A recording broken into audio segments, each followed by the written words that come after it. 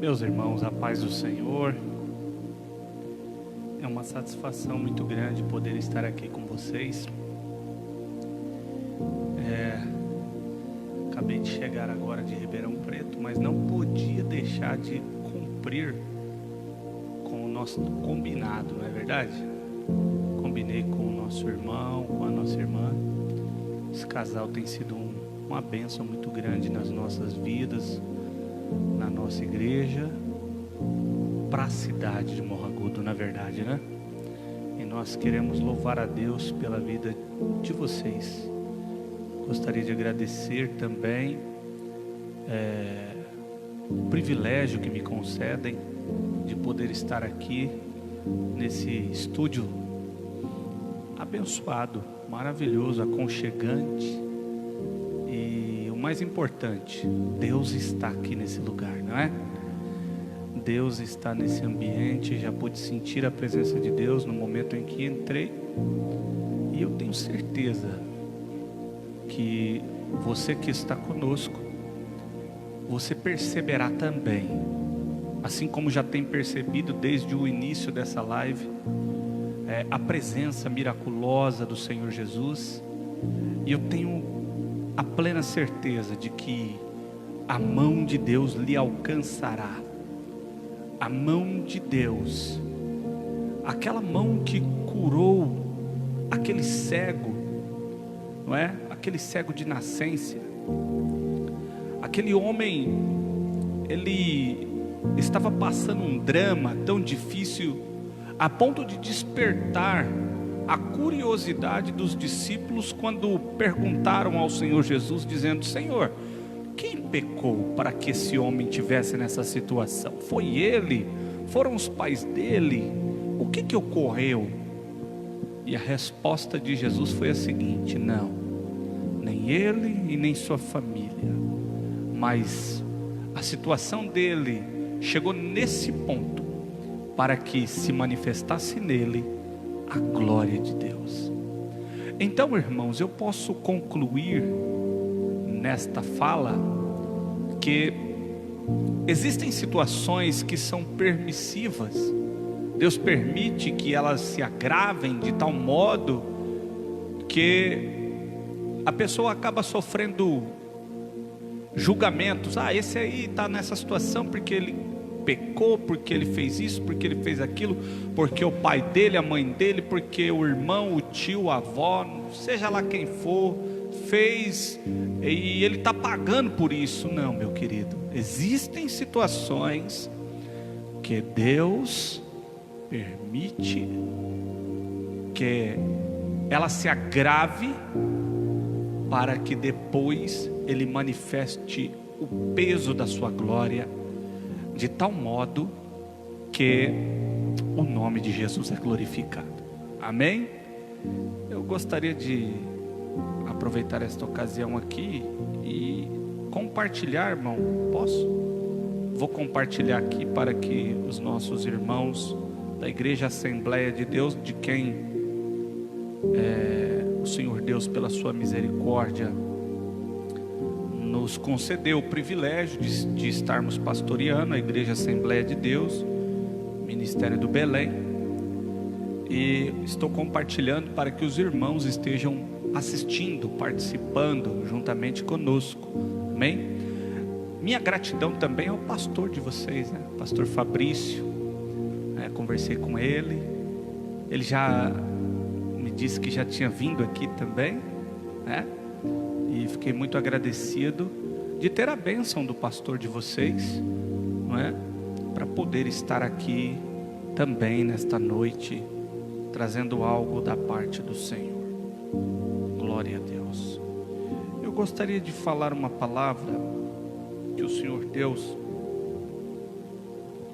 coloca em meu coração na noite deste dia,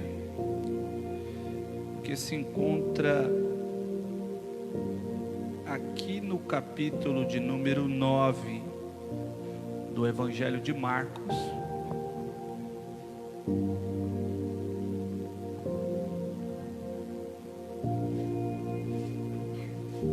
Me perdoe.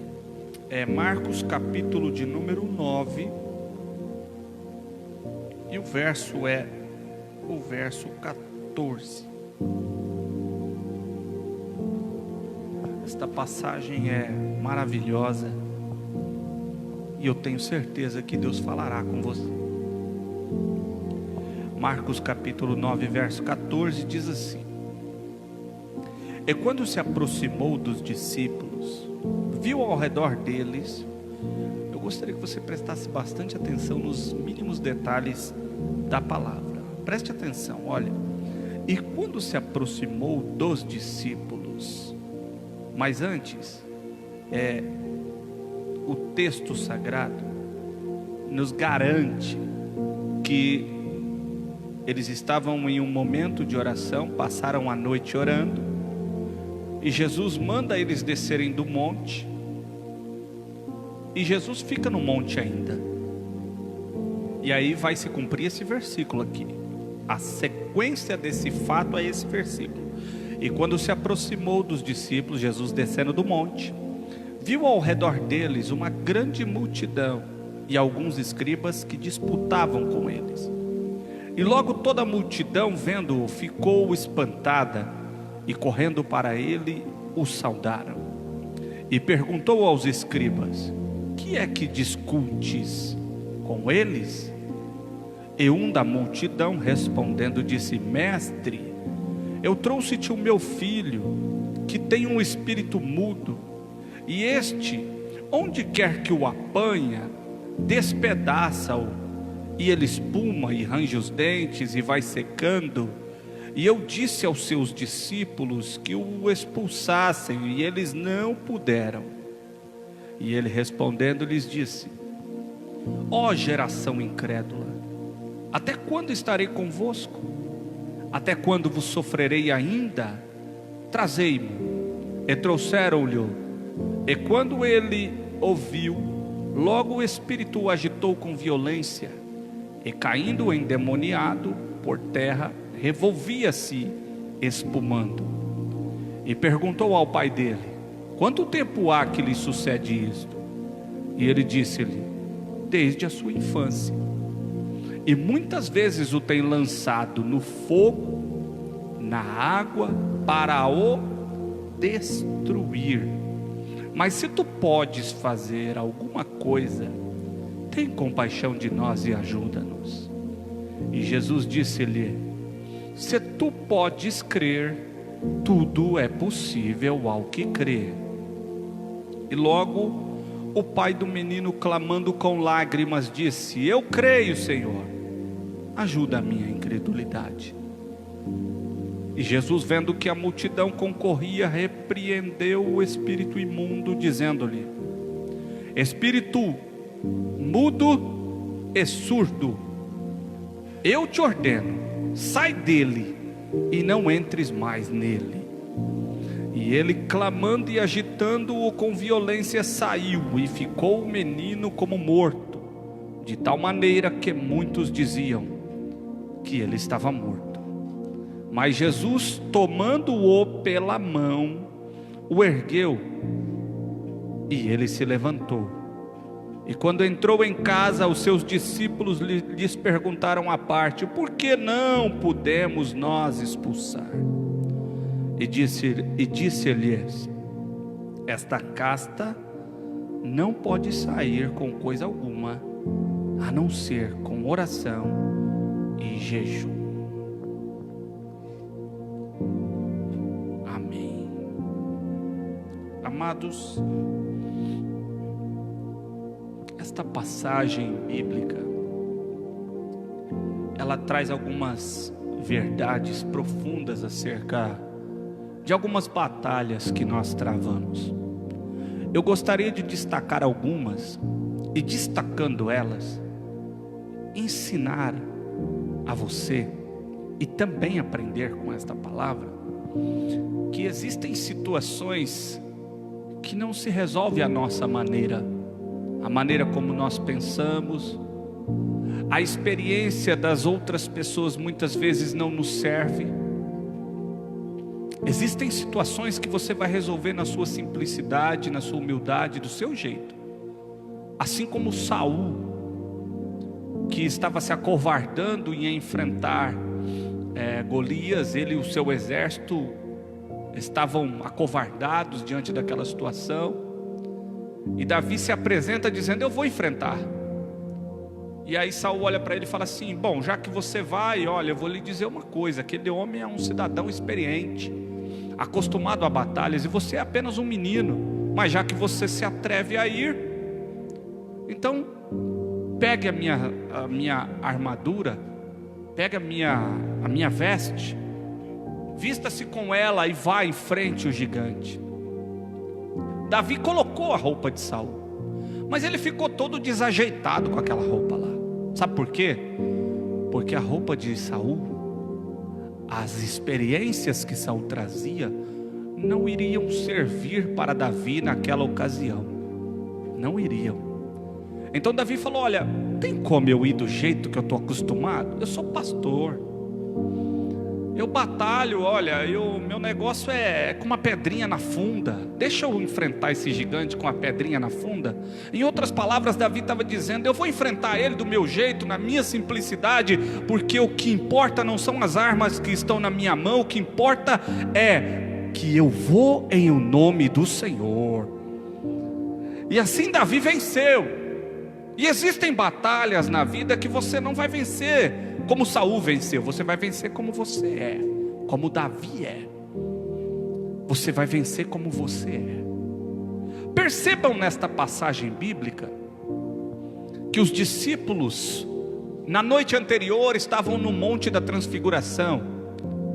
A teologia nos ensina, a geografia bíblica nos diz que aquele monte era o monte chamado Tabor.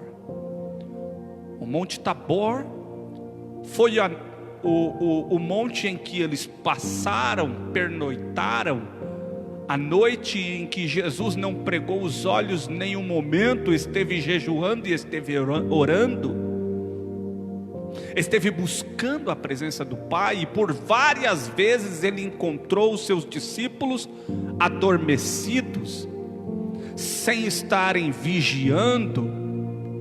Jesus sabia muito bem o que viria na noite seguinte, ou melhor, no dia seguinte, e a orientação dele para os seus discípulos era: se preparem, orem, porque na verdade o espírito está pronto, mas a carne é sempre fraca.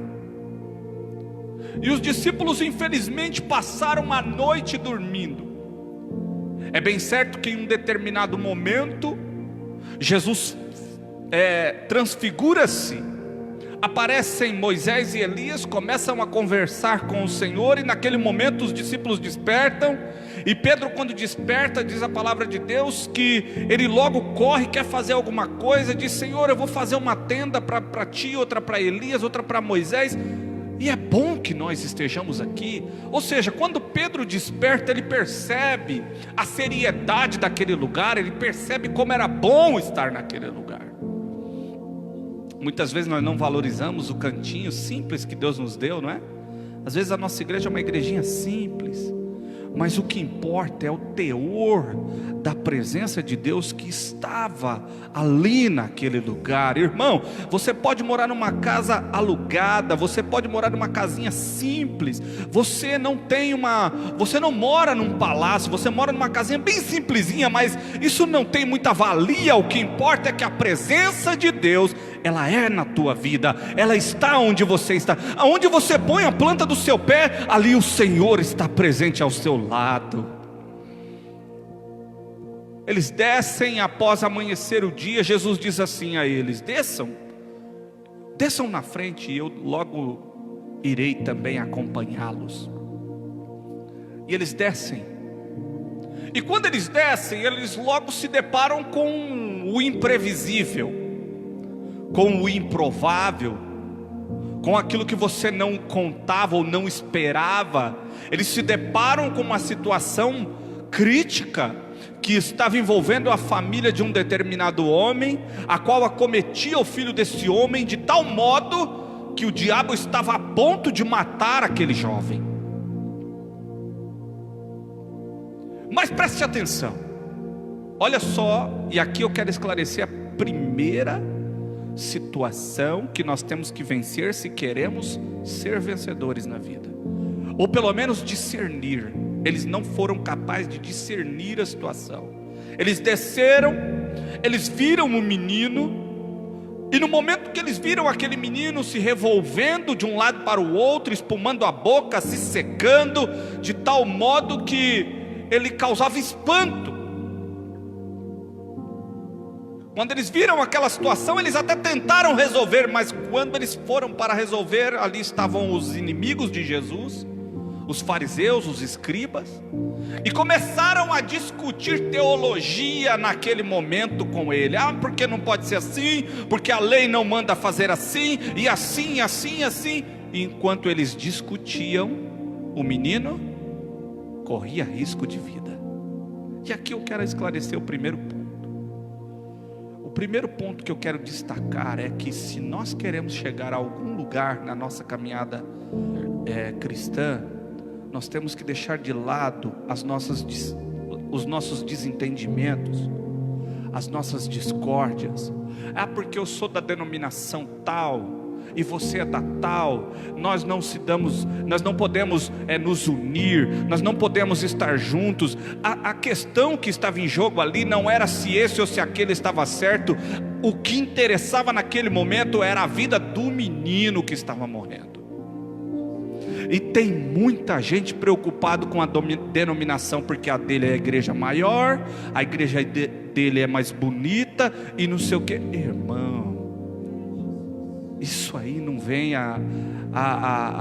não vem ao caso. O que importa agora é que tem muita gente nas drogas perecendo, tem muita gente perdido, tem muita gente chorando. Nós devemos unir as nossas forças e empregar todo o nosso empenho em busca daqueles que estão caídos e são necessitados.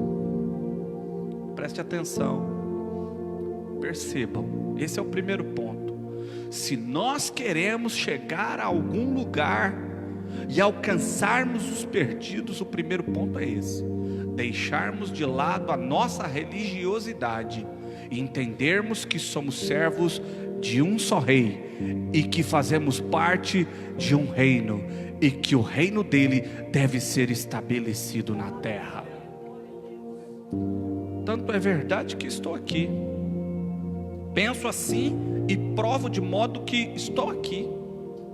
Os nossos irmãos não fazem parte do meu ministério, mas independente de usos e costumes, ministério, igrejas, nós somos servos de um só Deus e vamos morar em um só céu. Aleluia. Lá não haverá espaço para a igreja metodista wesleyana, para a igreja Assembleia do Belém, para a igreja... Não, ninguém vai estar separado. Nós seremos um só povo, serviremos um só Deus, nós moraremos num só céu, porque o nosso Senhor é quem deve ser adorado. E eles tentam então resolver a situação, mas ficam ali envolvidos em uma discussão, em uma discórdia, em um desentendimento. E Jesus vem descendo do monte. Jesus vem descendo e depara-se com eles envolvidos em uma discussão. E a pergunta de Jesus: primeiro ele chega, observa o ambiente, não é? Ele percebe o menino se revolvendo, ele vê lágrimas nos olhos do pai do menino, e ele vê os discípulos, ao invés de estarem envolvidos em socorrer o menino, ele vê os discípulos envolvidos numa contenda. Irmão, deixa eu abrir um parênteses aqui, para lhe dar uma palavra de revelação. O diabo promove contendas para tirar de nós o objetivo e o foco. Quando nós estamos focados, ele tenta tirar de nós o foco. E aí ele promove meios de desafiar o nosso ego. O nosso ego muitas vezes não pode ser desafiado, porque nós achamos que nós somos. Nós achamos que é nós quem fazemos. Nós queremos estar nos primeiros lugares do pódio.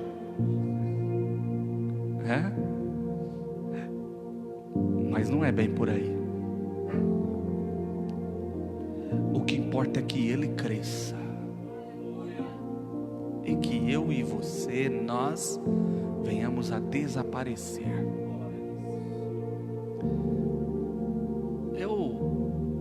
Muitas vezes, nas pequenas coisas da vida, eu me apego, discernindo a palavra de Deus e entendendo algumas coisas que não era tão fácil de entender, se não fosse esses detalhezinhos, se não fosse essas pequenas coisas da vida, não é?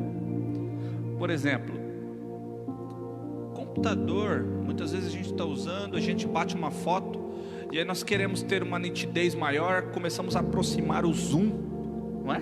Começamos a aproximar o zoom da foto para chegar mais perto. E aí, quanto mais você aproxima a imagem, mais a imagem cresce e mais defeito aparece. Não é verdade? Você começa a ver vários defeitos na imagem. Foi por isso que João Batista falou que é melhor que ele cresça e eu desapareça. Por quê? Porque à medida que eu cresço, os meus defeitos aparecem. Tem muita gente grande que todo mundo está cansado de ver os defeitos dele. Por isso que é melhor pôr Jesus na frente, deixa que ele apareça, porque ele não tem defeito, e nós vamos ficar escondidinho aqui, aleluia, no oculto do seu tabernáculo, aleluia, debaixo das tuas asas, porque ele disse: aquele que habita no esconderijo do Altíssimo, a sombra do Onipotente descansará. Meus amados, Jesus então começa a aplicar a eles algumas lições. Primeiro, ele se vira àqueles fariseus e escribas e diz a eles: o que é que vocês estão discutindo com eles? Em outras palavras, eu não estou aqui para defender eles, eu não estou aqui para defender os discípulos, porque Jesus não passa a mão na cabeça da gente por qualquer coisa não. Tem situações que nós estamos errados, e nessa situação eles estavam errados. Primeiro, noite passada, dormiram a noite inteira, certo? Era tempo de orar, era tempo de buscar, e eles estavam no monte dos travesseiros, no monte das cobertas. Era tempo de buscar, e não é diferente nesses dias.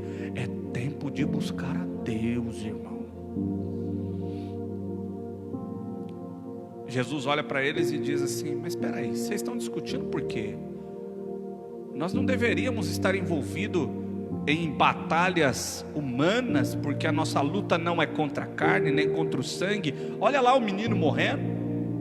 Por que é que vocês, e nesse intervalo que Jesus está chamando a atenção deles, chamando eles até de geração incrédula, o pai do menino se apresenta com lágrimas nos olhos e diz: Senhor, o Senhor curou o cego, o Senhor levantou o paralítico, o Senhor, pelo que eu fui informado, pelo que eu ouvi os crentes dizer, o Senhor ressuscitou mortos. O Senhor pode me ajudar.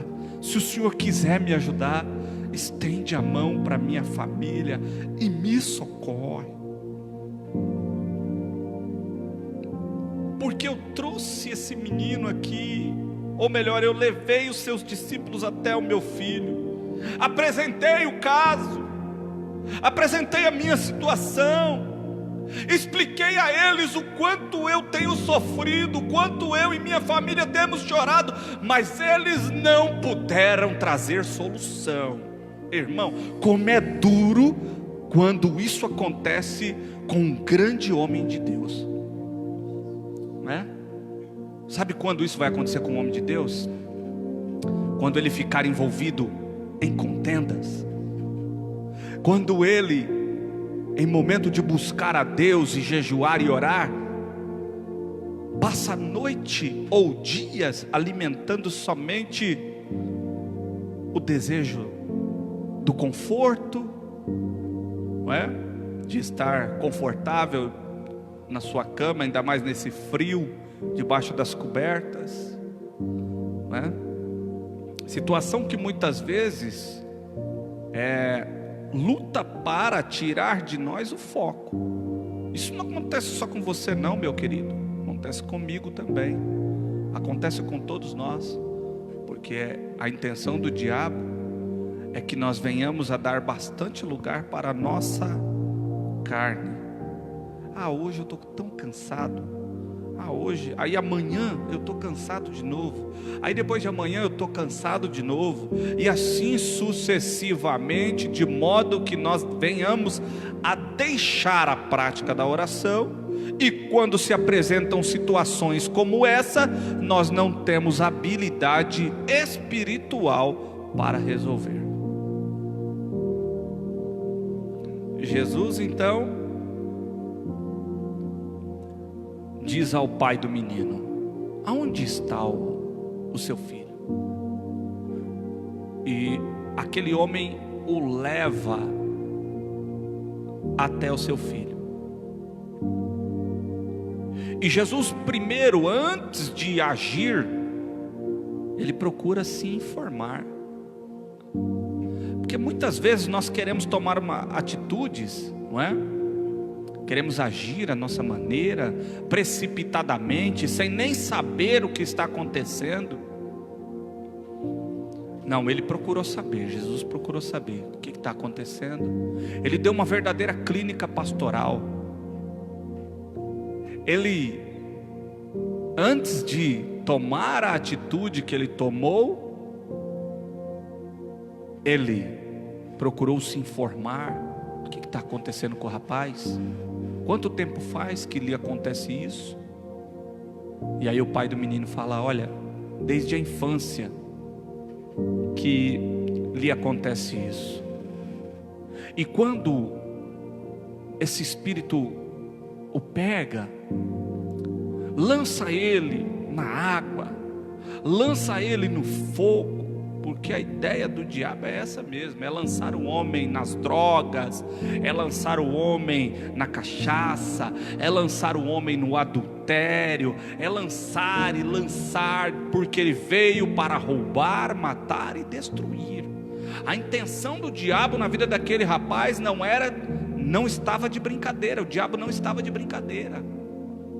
A intenção do diabo era destruí-lo. O diabo não está brincando, igreja. Irmãos, ele não está brincando. E nós também não podemos brincar em serviço, não. Mas veja só, olha a diferença. Jesus a noite inteira passou orando, a noite anterior. Irmão, o que eu deixei de plantar ontem pode me fazer falta hoje. Ele plantou a noite inteira para colher naquele momento. Mas ele era Deus, mas ele venceu o diabo como homem. Viu? Ele não venceu, porque se fosse para vencer o diabo como Deus, seria muito fácil. Ele provou que é capaz. Se eu e você, nós tentarmos vivenciar o que a palavra de Deus nos orienta, irmãos, o diabo não terá vez, porque a Bíblia, o Senhor Jesus mesmo disse: as portas do inferno não prevalecerão contra a minha igreja. Jesus então se aproxima do rapaz, toma-o pela sua mão, e uma coisa que me chama a atenção é que quando Jesus se aproxima dele, Jesus então o liberta daquela situação. E é interessante que Jesus tem o discernimento que os discípulos não tiveram. E da onde vem o discernimento? Vem da sensibilidade que é adquirida através de duas coisas importantes. Ou eu vou acrescentar mais uma, três coisas importantes.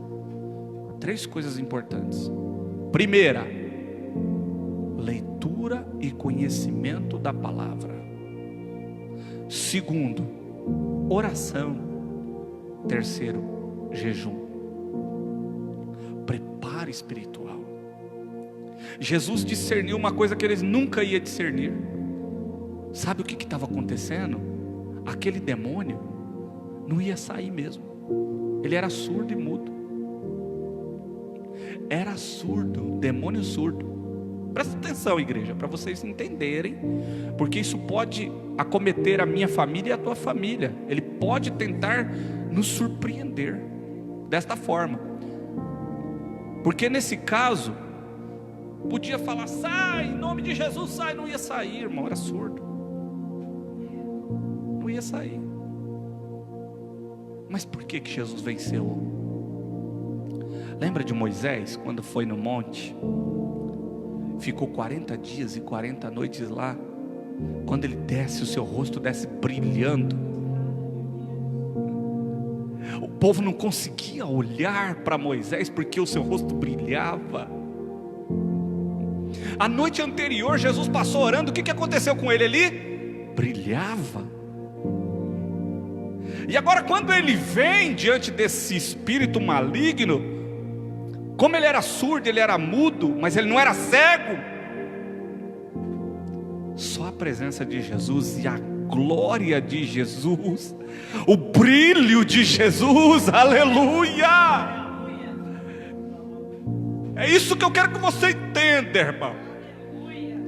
Não é por muito falar que você vai ser ouvido, mas o diabo precisa ver, lá vai o homem de Deus, lá vai uma mulher de Deus, esse homem brilha, esse homem é diferente, essa mulher é diferente. O seu testemunho diante de Deus e dos homens fará com que o diabo bata em retirada. Isso é mistério da palavra, irmão. Isso é segredo que Deus revela àqueles que o buscam. Você quer vencer? Pare de falar. Ore mais, leia mais, jejue mais, consagre mais. Sabe por quê? Você vai começar a brilhar, brilhar, brilhar, brilhar. E no mundo espiritual, irmão, o demônio, o inferno vai entender e vai ver de longe que você é diferente. Por que existe homens que se diferenciam? Não precisam falar muita coisa não. Ele pega no microfone, irmão, ele começa a falar, a igreja já começa a perceber a glória, a unção de Deus desce. O que tem de diferente? Às vezes é uma pessoa até indouto, não sabe ler, não sabe escrever, mas tem a graça, tem a unção, tem o poder de Deus na sua vida. O que é isso, pastor? Isso é intimidade. Isso é algo que diferencia um homem do outro. No momento em que muitos renomados estão dormindo, lá está aquele simples irmão de joelho dobrado dizendo: Jesus, Jesus me dá vitória, Jesus abençoa minha família, Jesus abençoa meu pastor, Jesus abençoa líderes do círculo de oração, da mocidade, abençoa aquele departamento, abençoa a tua igreja, abençoa essa cidade, livra o teu povo. É isso que faz o diferencial. Diferença. Irmão, preste atenção aqui, grave bem o que eu vou lhe dizer. Existem pessoas que vivem de ventos. O que são ventos? Momentos. Quer um exemplo? Batismo no Espírito Santo é uma porta que se abre para os dons espirituais. Preste atenção. O batismo no Espírito Santo é só uma porta. A Bíblia diz que desceu naquele dia no cenáculo línguas repartidas como que de fogo, um vento veemente passou naquele lugar, de modo que alcançou quase 120 pessoas que estavam reunidas ali no cenáculo. Mas preste atenção, se nós não quisermos algo maior, ficaremos aqui. A igreja ficaria ali, estagnada, não é? Satisfeita somente com o batismo no Espírito Santo, e estava bom. Mas não. Paulo, que encontra com o Senhor Jesus no caminho de Damasco, quando ele se depara com a glória de Jesus com o brilho, de tal modo que ele cai cego. Não é verdade? Presta atenção, irmão. O peso da glória de Deus. Imagina o que aquele menino, o que aquele demônio que estava naquele menino viu naquele momento. Por que o diabo fugiu? Jesus não falou nada. Jesus falou só assim: sai dele e não volte nunca mais. É alguma coisa muito diferente do que os discípulos poderiam falar? Os discípulos poderiam passar a noite inteira falando: sai dele, não volte mais. Mas o diabo não ia, o demônio não ia obedecê-los. Como não obedeceu-os? Não obedeceu-os. Por quê? Porque lhes faltava autoridade. E aqui eu vou definir uma palavra. E aqui eu vou definir o que significa a palavra autoridade. A autoridade não está no timbre de voz. A autoridade não está no currículo ou nos diplomas que eu tenho na minha parede. Se eu sou formado em teologia, se eu entendo de antropologia, se eu entendo de cristologia, se eu entendo de angelologia, escatologia, isso o diabo não quer saber disso, irmão. Se eu sei fazer a voz tal, se eu sei fazer a outra voz tal, se eu conheço de tocar o instrumento A, instrumento B, isso aí não intimida o diabo, irmão. O que intimida o diabo é o que ele vê em nós. É o que ele vê. Ele vê em nós a glória de Deus manifesta. E quando ele vê isso, irmão, ele não resiste. Ele tem que ir embora. E eu profetizo, irmão, que através desta chave que Deus está abrindo uma porta do seu entendimento, o diabo não terá mais vez na sua casa, ele não terá mais vez na sua família, ele não terá mais vez nos seus negócios, porque a partir de agora você vai levar a vida de oração e de jejum e de consagração mais sério. Por quê? Porque você está aprendendo o que a palavra de Deus está nos revelando, e não é por muito falar, irmão, não é por muito profetizar. Eu vejo muita gente dizendo: sai, faz isso ou faz aquilo, e dá ordem, e faz isso e faz aquilo, e a vida dele continua na mesma. Mas a partir de hoje Deus está lhe dando a receita da vitória, meu irmão. O caminho é o jejum e a oração.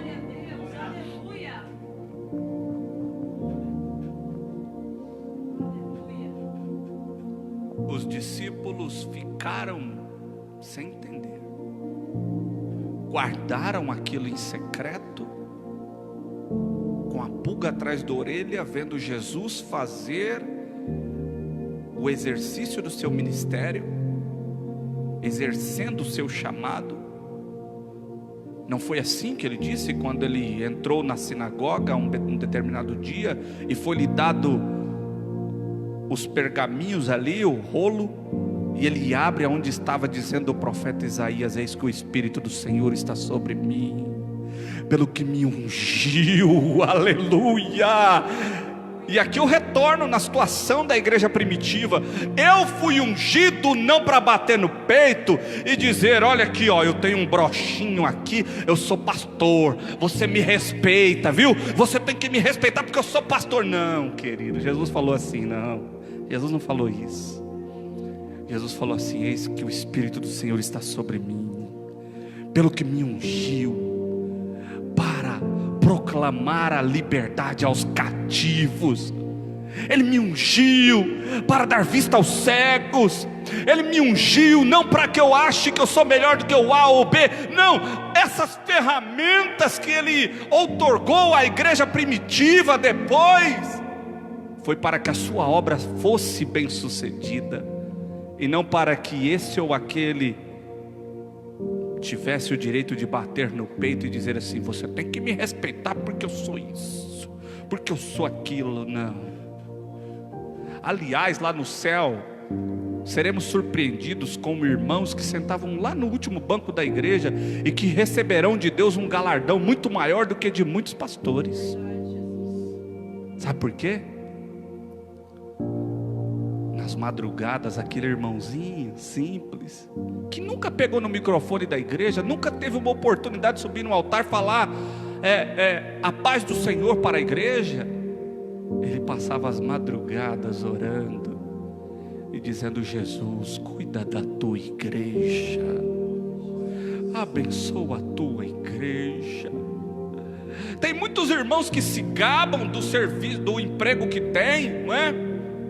Acham-se melhores do que os outros. Ah, querido, lá no céu você vai descobrir que se não fosse a oração daquela irmãzinha, a porta que você hoje desfruta não seria aberta. Porque esses irmãos, eles têm o poder que Deus deu a eles de interferir no mundo espiritual. Tem gente que vive no material, essas pessoas conseguem interferir no mundo espiritual. Concluindo e chegando quase no final, na conclusão eu vou te dizer os pontos principais dessa mensagem. A igreja primitiva entendeu e venceu, e a igreja cresceu de uma tal maneira, porque quando Paulo encontra com Jesus lá no caminho, indo para Damasco, quando ele cai ali, e que ele recebe a visita do profeta Ananias, ele tem um encontro com o Senhor Jesus, recebe o batismo no Espírito Santo, mas Paulo, ele não se acomoda, e ele busca a presença do Senhor de uma tal maneira, que ele se diferencia dos demais discípulos, mesmo ele não haver tido o privilégio de ter caminhado com Jesus como Pedro, Tiago e João. Ele teve revelações profundas, a ponto de detalhar os dons espirituais, de tal modo que a igreja que ele fundara lá em Corinto, havia se tornado uma igreja tão poderosa que não lhes faltava nenhum dom sequer. Ali tinha profetas, ali tinha homens com os dons de curar, ali havia homens com a palavra de sabedoria, a palavra da ciência, enfim, todos os dons lhes eram peculiar.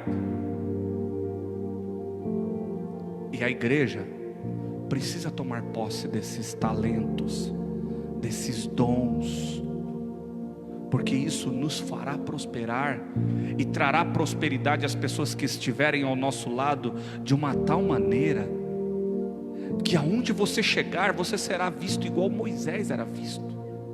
Quando Moisés desceu do monte, o povo não esperava mais que ele descesse, achava que ele não iria voltar mais.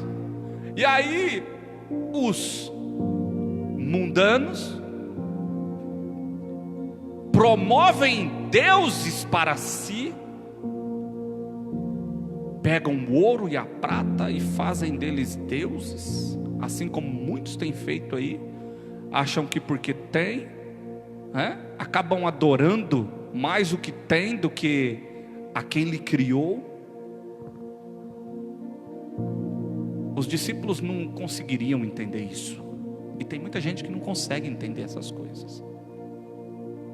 Acham que porque dão o dízimo mais alto, tem uma autoridade maior. Querido, isso não é mérito, isso é dever. Dizimar é dever, dever meu, dever teu, nosso. Mas para concluir, eles foram embora naquele dia, após a libertação do menino. Jesus devolve ele ao Pai, porque é isso que Ele quer de nós, que nós venhamos a arrancar as pessoas que estão nas garras de Satanás e devolvê-los às suas famílias, fazer deles pessoas de bem, recuperadas. Essa é a nossa missão. Os discípulos falharam nesta missão, mas o meu Senhor nunca falhou e nunca vai falhar. Acontece que a pulga atrás da orelha foi incomodando os discípulos até que eles chegaram em casa. Quando se fecharam as portas dentro de casa, eles vão até o Senhor Jesus e falam: Senhor, esclarece para nós, por que nós não pudemos? Por que que eu não posso? Por que que eu vejo esse fazendo? Por que que eu vejo na vida daquele acontecendo? Por que que eu vejo na vida do outro acontecendo e na minha vida nunca acontece? E aqui eu vou aplicar a conclusão e aplicar os pontos necessários para a gente poder ser vitorioso na vida. Primeiro, lembra da noite anterior? Jesus mostrou a eles uma lição, que o verdadeiro valor está na oração e na vigilância, que ele havia plantado na noite anterior. Segundo ponto que eu pude identificar nessa passagem é que nós não devemos ficar envolvidos em contendinha, sabe essas contendinhas que tem dentro da igreja? Vai dar oportunidade para ele de novo, para ela de novo, e ficamos, se ele for cantar eu vou sair para fora, vou dar um jeito de beber água, eu vou no banheiro, sabe essas bobagens? É por isso que a vida de muitos não vai. O dia que você tiver um coração puro igual de uma criança, já percebeu como que é uma criança? Você bate nela agora, às vezes ela faz uma arte ali, que nem meu filho, às vezes ele faz uma arte, eu pego o chinelo, dou uma correção nele, e ele sai chorando, irmão, de uma tal maneira que meu coração corta, mas eu faço aquilo para o bem dele. Passa 3 minutos, eu ainda estou pensando naquilo, ele já esqueceu, ele vem, papai, e me abraça. Sabe por quê? Tem um coração puro. Aí Jesus vai dizer, quem não se comportar, ou não se converter, ou não agir como um desses meus pequeninos, não é digno de morar no céu. Então tem coisas, irmãos, sabe essas contendinhas de igreja? Enquanto você e eu, nós não nos livrarmos, sabe quem vai vencer? O diabo. A nossa casa nunca vai para frente, a nossa vida financeira nunca vai para frente, porque nós achamos que nós estamos fazendo mal para alguém, mas pelo contrário, nós estamos fazendo mal para nós mesmos. Nós estamos fazendo com que a autoridade que Deus nos deu, ela vaze por alguma brecha que nós deixamos, e o nosso vaso nunca está cheio, está sempre vazio. Deus está enchendo, mas desce por cima e vaza por baixo. Meu irmão, isso é muito sério. Você quer ter conteúdo? Lembra da mulher? Irmão, o leque é muito grande. Se desse para pregar, eu pregaria aqui até amanhã. Tem muita palavra para falar, irmão. A mulher a mulher do azeite, a viúva. Como é que ela teve a situação dela solucionada? Ela não gostava de contenda, irmão. Ou vocês acham que não havia buchichinho naquela época? Lembra quando Elias foi para ser arrebatado? Qual foi a palavra dos profetas que estavam ao redor de Elias e de Eliseu? Qual foi a palavra que eles falaram para Eliseu?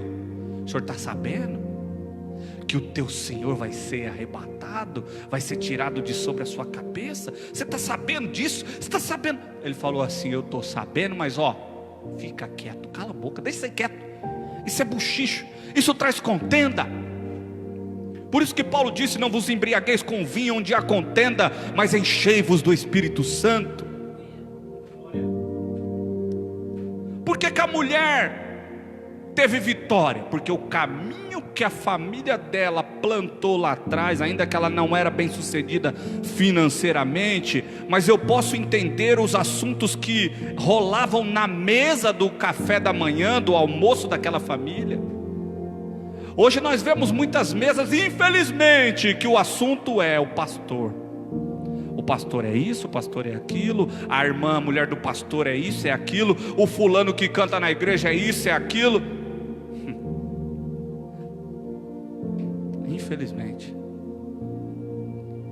Mas perceba que eu entendo que ela tinha uma visão ministerial tão bem focada, que quando seu marido vem a óbito, aonde ela vai? Ela vai atrás do profeta. Se o marido dela e a família dela fosse pessoas que gostavam de liberar palavras negativas contra o ministério, contra o pastor e contra a igreja, você acha que ela ia atrás do pastor, irmão? Ela ia procurar outros meios. Vou atrás desse homem não. Ele nunca me deu uma oportunidade na igreja. Ele nunca fez isso por mim. Ele nunca veio na minha casa fazer uma oração sequer. Não, mas o marido dela dá um exemplo. Tanto é que ela mesma fala: meu marido, teu servo, morreu, e tu sabes, você conhecia ele, Eliseu, que ele era temente ao Senhor. Então você vê o temor da pessoa é na mesa. Presta atenção. Por que os filhos dela ajudaram ela? Por quê? Eles correram buscando vaso. O milagre passa pela mesa da nossa casa, irmão, aonde nós sentamos, os assuntos que nós trocamos. Os nossos filhos são pequenos, mas eles estão ouvindo tudo, e aquilo vai gerando neles o entendimento do que é igreja. Se eles crescem ouvindo a família falando mal da igreja, falando mal do ministério, mal do pastor, vocês acham que quando eles crescerem vão ser o quê? Eles vão para onde? Eles vão chegar na porta da igreja, vão olhar e falar assim: aqueles homens que estão sentados lá no altar, tudo falso, ó. Por quê? Quem plantou isso? Em outras palavras, o milagre dela aconteceu, a multiplicação aconteceu porque ela não gostava de contenda. Ela não gostava, ela não dava bola para essas coisas. O negócio dela era o foco em Deus. Irmão, se nós buscarmos perfeição neste ou naquele, nós não vamos encontrar nunca. Só tem um que é perfeito: Jesus de Nazaré. Acho que eu já falei demais, né? Deixa eu concluir. Presta atenção. Primeiro, preparo. Valorizar aquilo que deve se valorizar. Segundo, não dá valor ao que não se deve dar valor. Contenda. Terceiro, quando você chegar para resolver um problema, se informe primeiro para depois agir. Jesus fez isso. Quarto e último, tenha autoridade de Deus para resolver, porque nós fomos chamados para isso. E Jesus falou: eis que vos dou poder, eis que vos dou autoridade para pisar em serpentes e escorpiões. Em meu nome vocês imporão as mãos sobre os enfermos e os curarão. Se beberem alguma coisa mortífera, não fique com medo não, porque isso não lhes trará dano algum. Resolva. Você foi chamado para resolver. Eu fui chamado para resolver. E enquanto não resolvermos, não arredamos o pé até que a situação fique solucionada. Por fim, Jesus nos responde qual foi o problema que nós deixamos então de solucionar para alcançarmos êxito naquela situação. Jesus responde: tem situação que não se resolve dando dízimo, oferta.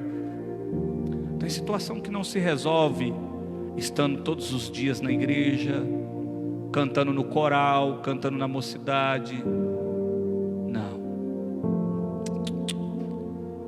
Existe situação que é diferente, que só se resolve com jejum e oração. Amém, meus amados irmãos? Aqui eu quero concluir a minha fala.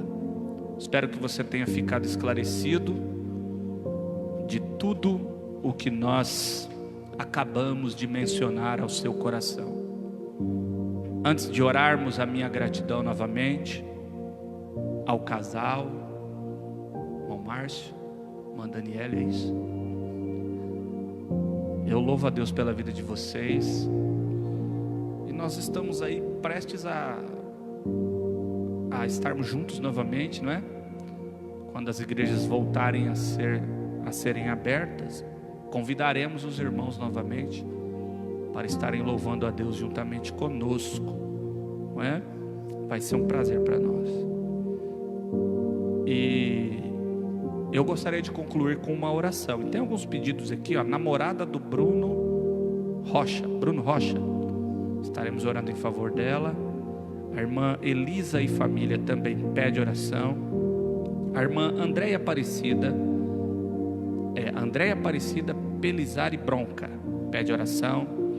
A irmã Luísa Neponucemo e Luana, é isso? Luana de Paulo. Então estaremos orando também em favor da Luana de Paulo. Amados, a minha gratidão a todos vocês por terem nos suportado até esse momento, mas eu quero ainda ministrar a bênção de Deus sobre a sua vida. Aí onde você está, na sua casa, no seu lar, curve a sua cabeça juntamente comigo. Sabe aquele demônio, aquela luta, aquela batalha que você nunca conseguiu vencer? Desde a infância você luta contra ela. Há muito tempo você batalha e parece que não consegue sair do lugar, parece que ele sempre prevalece, parece que essa luta sempre prevalece. A partir de hoje, em nome do Senhor Jesus, o diabo baterá em retirada. Ele vai deixar a prosperidade que Deus ordenou para a sua vida florescer, porque querendo ele ou não, ele será obrigado a sair, e o nome de Jesus será glorificado na tua casa. Amém?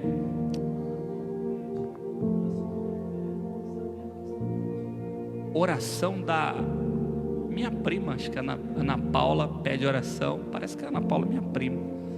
Isabela, ela mesma. Eu vou orar por você, Ana Paula, pela sua filha, para que Deus esteja nos abençoando. Meus irmãos, amanhã também teremos uma live do nosso ministério. Se vocês puderem estar presentes nos auxiliando com a sua audiência, será uma bênção. A partir das 19h30. Amém? Amanhã. Oração em favor da irmã Cássia, mãe da nossa irmã Daniela. Aproveitando, vamos falar ao vivo isso. Vou deixar o convite para vocês irem, enquanto as igrejas não abrem, a gente fazer uma live junto, lá na nossa igreja. Tá bom? Será uma bênção, nós vamos combinar. Curve a cabeça. Senhor Deus, Pai de misericórdia, nós te agradecemos por esse momento sublime, pela tua graça, pela tua bondade sobre as nossas vidas. Obrigado pela tua palavra, que falou fortemente aos nossos corações. Nos ajude a pegar os pontos principais e crescermos, meu Pai, na fé, crescermos em autoridade na tua presença. Que o Senhor abençoe também esse casal, meu Pai, que abrindo as portas nos receberam com uma hospitalidade que te agradou, Senhor. Que o Senhor também abençoe a cada pedido de oração que foram lidos, aqueles que foram mencionados, também coloco todos diante de Ti. Que o Senhor os abençoe, que a sua graça seja sobre a vida de cada um deles. Aqueles que necessitam de cura, que o Senhor possa curá-los. Aqueles que carecem de uma porta de emprego, que o Senhor possa abrir. Aqueles que carecem, meu Pai, de uma palavra da Tua parte, que venha solucionar um problema familiar, eu creio que o Senhor nesse momento tenha liberado esta palavra, que traga solução para esta família. Pai, em nome do Senhor Jesus, eu abençoo a cada um dos teus servos como teu ministro, em nome do Senhor Jesus. Amém. A minha gratidão, meus irmãos. Que Deus os abençoe. Até uma outra oportunidade.